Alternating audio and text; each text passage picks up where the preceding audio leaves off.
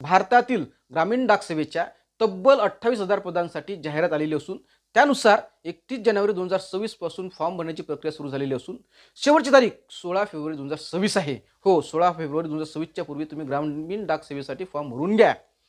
त्यासाठी पात्रता काय आहे? 10 वर्ग पास. तुम्ही 10 वर्ग पास असाल तर तुम्हाला नोकरी मिळते. एवढं सोपं नाही पोरं. हो, बरोबर आहे, एवढं सोपं नाही. कारण तुम्ही फॉर्म भरल्यानंतर त्याची मेरिट लिस्ट लागणार आहे आणि मेरिट लिस्टप्रमाणे ज्याला जास्त टक्के असतील त्यालाच नोकरी भेटणार आहे.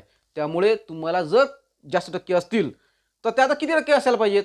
तर साधारणपणे आतापर्यंतचा अनुभव ज्याला 80-85% जेवढे टक्के आहेत त्यालाच त्या नोकऱ्या मिळालेल्या आहेत. त्यामुळे पोरं लक्षात ठेवा, तुम्हाला जर नोकरी मिळवायची असेल तर तुम्हाला 10वीत जास्त टक्के असले पाहिजेत आणि ज्याला 10% जास्त आहेत त्यानंच या ग्रामीण डाक सेवेचे फॉर्म भरायचे आहेत. त्यासाठी पात्रता काय आहे?